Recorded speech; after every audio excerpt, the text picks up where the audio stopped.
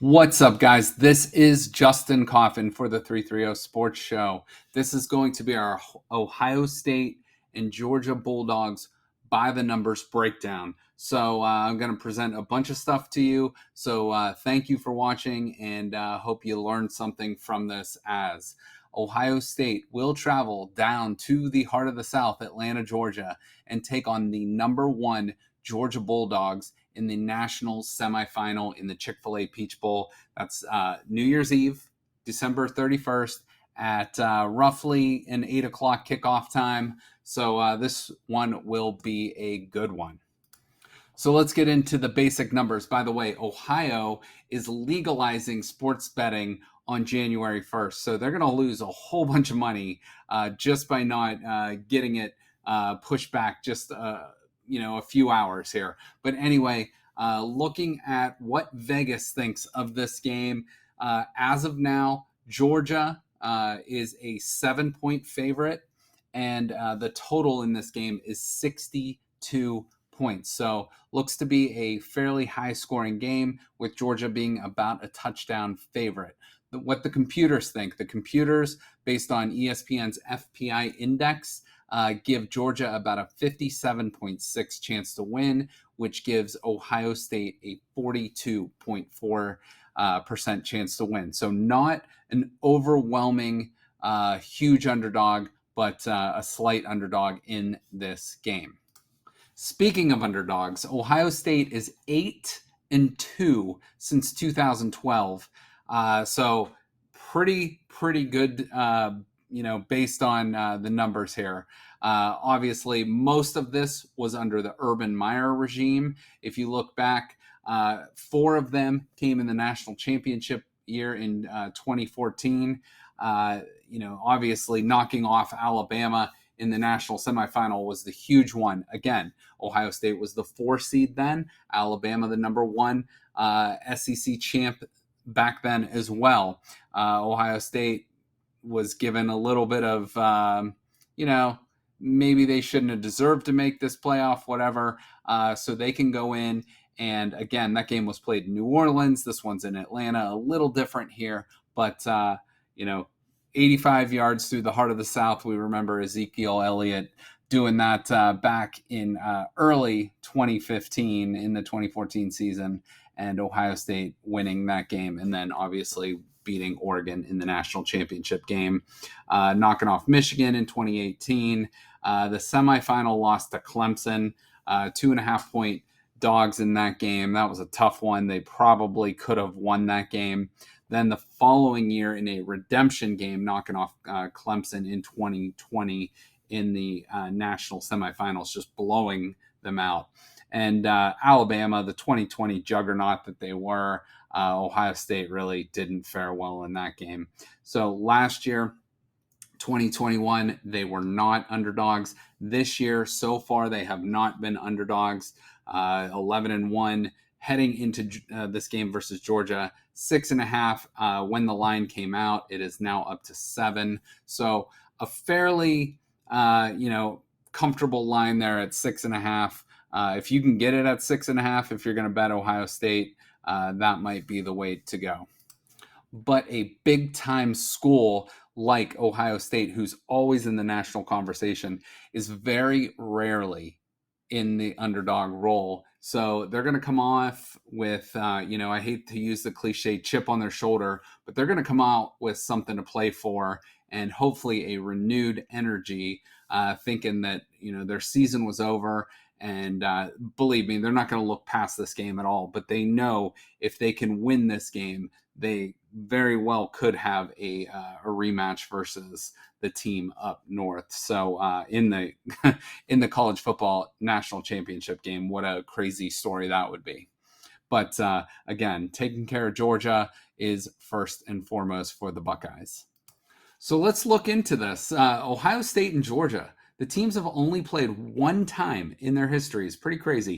The 1993 Citrus Bowl in Orlando, Florida, 21-14 Georgia victory. Ohio State's quarterback that day, someone you might know, ESPN Game Day, Kirk Herbstreit was the Buckeyes quarterback under center that day. And as you guys know, I'm not going to read all this, but we are a Youngstown-based podcast, and the only Heisman Trophy winner from the Youngstown, Ohio area, well, actually just from Youngstown, Ohio, was a Georgia Bulldog. His name was Frank Sinkwich. Sinkovich, I hope I pronounced that right, but he went to Cheney High School right here in Youngstown, Ohio, so very cool.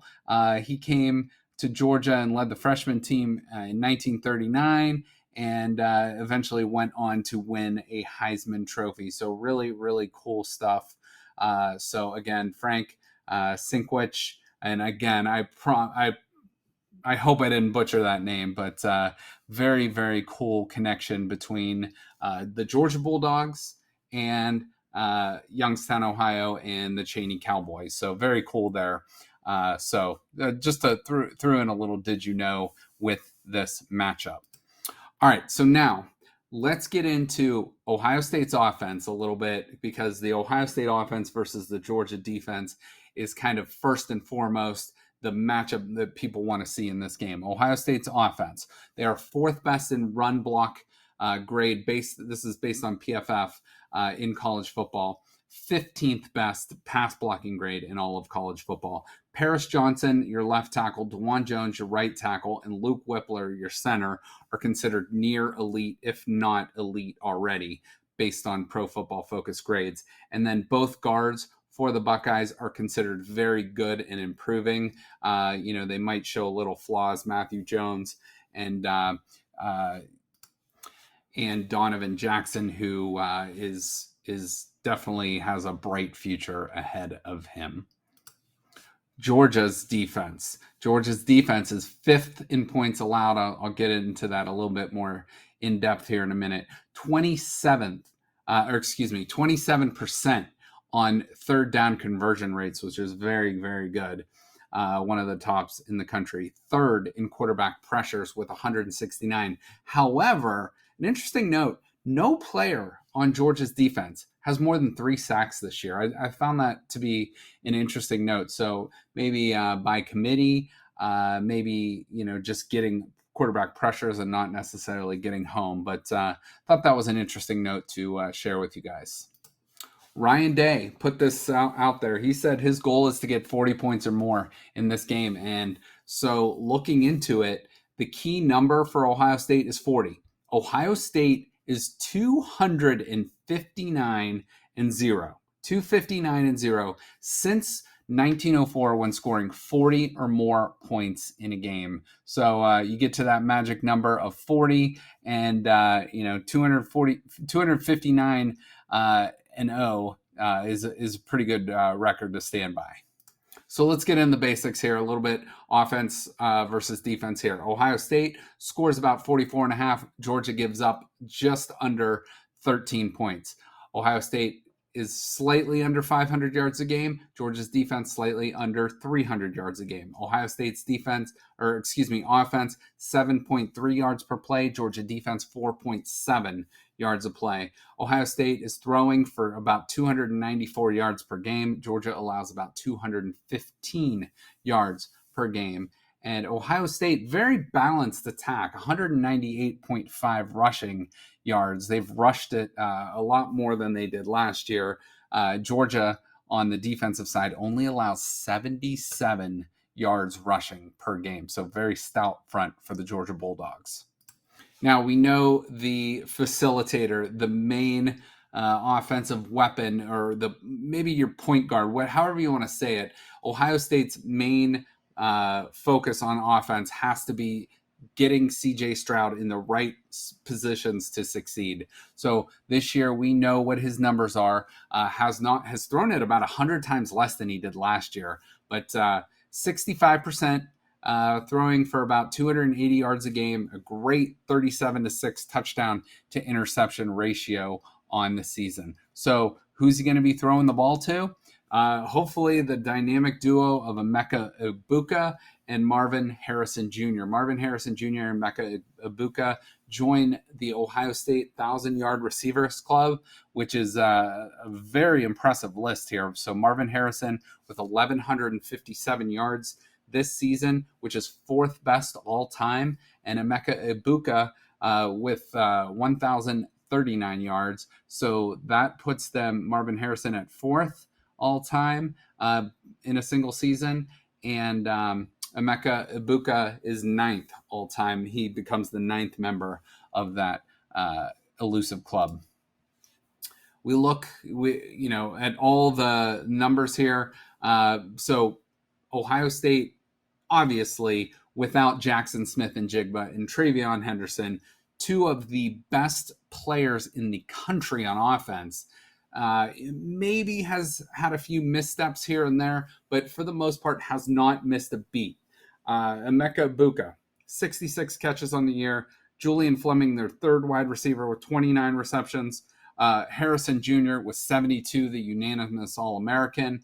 When you add up all these numbers and total them up, that's 167 receptions on the season for 2,658 yards, 27 touchdowns, and about 16 yards per reception. Now, the running back trio, this has been an issue for the Buckeyes this year. Chip Trayanum, the transfer from Arizona State who was recruited by Ohio State as a linebacker, he wanted to play running back, goes out to Arizona State, transfers back, carried the ball the most against Michigan in the final game of the season.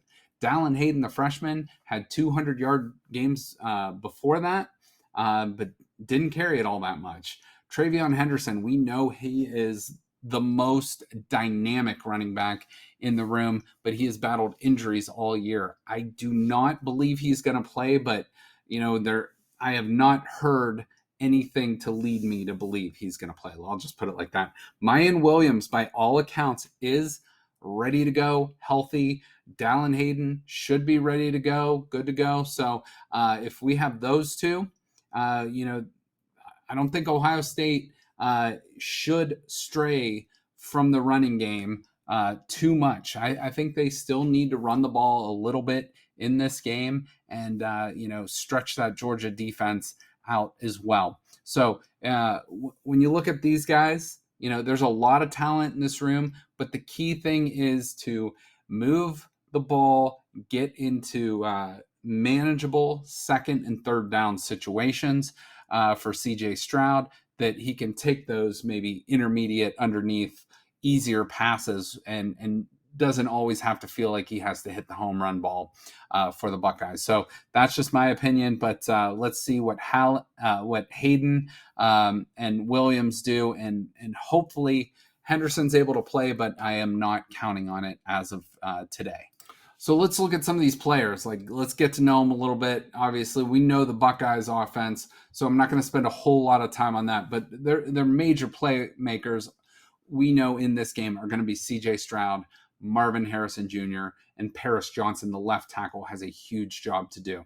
I also highlighted Luke Whippler as the center, and he's going to have a mammoth challenge inside going against, we'll talk about Jalen Carter and some of the defensive members for the Bulldogs here in a minute, and then DeJuan Jones on the outside. So the offensive line for Ohio State is going to have to play a great game, and then hopefully Emeka Ibuka and Fleming, or Cade Stover, maybe maybe there's some secret weapon out there, some secret sauce that we don't know. Maybe a Jaden Ballard gets on the field and makes a play. I don't know what it's going to be, but this Ohio State offense is electric enough to get things done. Now, we take a look at the Georgia defense. They are not nearly as good as they were last year. However, they lost 5 players on the defensive side of the ball to the NFL draft in the first round last year, which is absolutely insane. And they come back with one of the better defensive units in the entire country this year. So Jalen Carter, by all accounts, is going to be a top 5 pick in the NFL draft. He is a huge, mammoth individual at defensive tackle, or inside defensive tackle, or inside defensive line, however you want to say it, 3 technique, nose guard, whatever it might be. He's going to play inside, and he's going to try to make life hell for the Ohio State offensive line. Jamon Dumas Johnson, sort of a linebacker hybrid type player. Chris Smith, a really good safety. Keely Ringo, a very good cornerback. This Georgia defense can be thrown on. It also, I again don't want to. I can't say this enough. I think Ohio State needs to run the ball a little bit too to loosen up the defense. This defense is going to be good, but at the same time, I think Ohio State has the weapons to get certain matchups. And a big matchup you're going to have to look for here is Marvin Harrison Jr. against Ringo, the corner for Georgia's defense. I would imagine him being one of the better corners in the SEC. Will probably follow Harrison around, so we'll see what happens there. But if we get him in a one-on-one matchup, I like our chances there. All right, let's take a look at some of our Buckeye All-Americans. C.J. Stroud makes the second team. Marvin Harrison Jr., a first-team unanimous All-American. Paris Johnson and DeJuan Jones. First team, Paris Johnson is pretty much a consensus guy. DeJuan Jones made a first team in one of the publications. Tommy Eichenberg, great story this year, great linebacker, number 35 for the Buckeyes. He's going to have to step up huge. And Ronnie Hickman, who has declared for the NFL draft, but will play in this game, and he will play a pivotal role in guarding and defending some of these big tight ends that Georgia will throw at the Buckeyes. So again, some of the honors, I'm not going to list them all, but congratulations to those 6 Buckeyes who were All-Americans this 2022 season. Now we take a look. We're going to dive deep into these 4 Georgia Bulldog All-Americans. Brock Bowers is got to be one of the most intimidating guys that the Buckeyes defense is going to worry about. He started all 13 games for Georgia this season. He has caught 52 passes for 726 yards and 6 touchdowns. He's also rushed it 6 times for 93 yards and 3 touchdowns. So they will bring him in motion and run him sometimes. So that's something Ohio State is going to have to be aware of. Jamon Dumas Johnson, Buckeyes Award finalist this season, co-leader in tackles with 64, including 8 for a loss. Also has 3 sacks and 21 quarterback hurries. Jalen Carter, he's the dude on this team. Has 29 total tackles, 13 solo, 16 assisted, 7 tackles for loss, 3 sacks, 2 forced fumbles, and 25 quarterback hurries. So he gets that inside quarterback pressure. Normally, quarterbacks get that pressure from defensive ends and they can step up in the pocket. He is bringing that pressure from the inside. So we all know C.J. Stroud is not a runner, but hopefully he can get outside of that pocket and make some plays if need be. Christopher Smith, another just a solid player, started all 13 games this season and has the 4th most tackles with 50. Also has a team high 3 interceptions, 5 pass breakups, 1 fumble recovery, and a 96-yard touchdown return of a blocked field goal. Smith was also a finalist for the Bronco Nagurski Trophy. He is a very, very good safety and someone the Buckeyes are going to have to be aware of. Now let's flip the coin to Georgia's offense versus Ohio State's defense.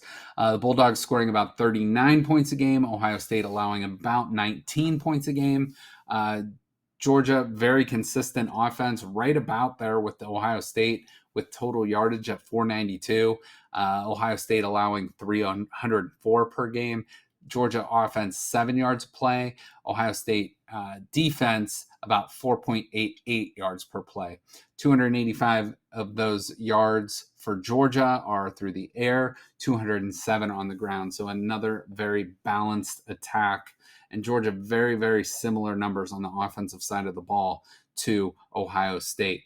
The Buckeyes allow 184 yards passing per game and 120 yards rushing per game. Ohio State has a very good defense that did give up some big plays against Michigan to bump those numbers up unfortunately, in the last game. So Ohio State's defense is going to have a lot to prove. Jim Knowles is going to have to come up with some serious defensive game plans. But the nice thing is, I don't think you have to leave these corners on an island. But Ohio State will try to stop the run with Georgia's 2-3 headed attack. And the tight ends are going to be a big point of emphasis, I'm sure, in the game plan for the Ohio State defense. So looking at those offense and defense, some of those key players. Stetson Bennett was a Heisman Trophy finalist this year. He's pretty solid. Kind of was not even the starter at the beginning of last season, or thought to be the starter, and then basically has just won every game since, except for one, the SEC championship game, and then avenged that loss in the national championship game last season. But he just gets it done. Not quite the athlete that J.J. McCarthy of Michigan is, but a similar style quarterback. Can run it a little bit, pretty good efficiency through the air. Not gonna, make these great highlight plays, but a consistent quarterback. The running backs for Georgia, they will use both of these guys, Kendall Milton and Kenny McIntosh. They will even throw a third guy at you. Ladd McConkey, my last check, was injured, and I do not believe the top wide receiver for the Bulldogs will be playing in this game. So that's a big note for the Bulldogs here. So Dominic Blaylock and others will look to step up in his absence. But Georgia's biggest receiving weapons, literally and figuratively, are Brock Bowers and Darnell Washington, the tight ends. So we'll hopefully have a plan in place for them. Now, we went against Michael Mayer, one of the best tight ends in the country, but there was only one of him, not two. So Ohio State will have to be very, very cognizant of both Bowers and Washington. Ohio State does implore that three safety look. So whether it's Hickman, whether it's McAllister, whether it's Lathan Ransom, or possibly a linebacker, whoever is on one of those guys is going to have to, play big. It might even be a corner. So it's going to either be an undersized corner or safety, or a linebacker who might not quite have the speed as one of these guys. So we'll see. But for the Ohio State defense, JT Tuimoloau has been a great, great defensive end this year for the Buckeyes, only a sophomore. Teron Vincent, Jerron Cage, Mike Hall at the defensive tackle spots, and they got a bunch more guys they can throw out there. Zach Harrison and Jack Sawyer. Jack Sawyer is more of that stand-up jack position that they move around a little bit. Zach Harrison is going to be opposite JT Tuimoloau. The Mike, which is the middle linebacker, Tommy Eichenberg, and the Will, Steel Chambers. Tommy Eichenberg's had a great season, and their top two tacklers have been those linebackers this year. The nickel safety, Tanner McAllister, has had a very, very nice season coming over from Oklahoma State. Ronnie Hickman, a very, very good safety for the Buckeyes. Lathan Ransom has had a really nice year. And then at corner, I expect Denzel Burke and Cam Brown to start. I think we could see some of the younger guys step in there. Hancock is probably the next guy up, but we will see what Ohio State does. But if Denzel Burke and Cam Brown are doing their jobs, hopefully we won't have to see too many of the other guys unless they need a little bit of a breather. All right, the next segment we're going to do, just a really quick one. I thought this would be kind of fun to do the all-time fantasy offense for both teams. So quarterback. Now, I mostly tried to stay in guys I know and have heard of, and in my lifetime, but I went with a couple outside of my lifetime. Fran Tarkenton being the number one. He is the best player, probably one of the best players in Georgia history. Great NFL quarterback. Matt Stafford I put in there as the second quarterback. Running backs, Herschel Walker, whatever you think of him politically, and he's a weirdo, but he was a great running back for the Bulldogs. Garrison Hurst, a guy I remember growing up being a great running back. AJ Green, Heinz Ward, wide receivers. I put Brock Bowers, the tight end currently, as the best tight end in their history. And Noshawn Marino, Nick Chubb. How can you not love Nick Chubb? And Terrell Davis as the flex guys for the Georgia Bulldogs. Let's go to Ohio State's fantasy offense. Now, again, this is my opinion, and I try to stay mostly current, but, throw a few guys in there. I'm sure there's going to be a lot of people that are like, why don't you have Troy Smith in there? Why don't you have this guy in there? Why don't you have that guy? But this is just what I came up with and had a little fun with. So Justin Fields, I personally think is the best quarterback in Ohio State history. Just my opinion. I think Troy Smith's right up there. CJ Stroud, especially if he wins this game and maybe even one more, I think that surplants him as possibly the best quarterback in Ohio State history. Running back Eddie George, Archie Griffin. I don't think those two are arguable. There's a bunch of other guys you could put up there. Zeke Elliott, who is one of the flex guys. J.K. Dobbins is great. You could have Keith Byers and people like that. But those are who I went with. Chris Carter and David Boston at the wide receivers. And that position is going to get loaded here soon. You could throw in Chris Olave recently. Hopefully Marvin Harrison Jr. enters that conversation very soon. You could put a ton more guys in that position. Michael Jenkins was a great Buckeye, but that is who I decided to go with. And Ted Ginn Jr. Is my flex. And then the best maybe player in Ohio State history, Orlando Pace, offensive tackle, and became a great NFL player, Hall of Famer, is my flex, and thought I'd give him a little bit of love because offensive linemen don't get that, and he is deservedly one of the best Ohio State Buckeyes of all time.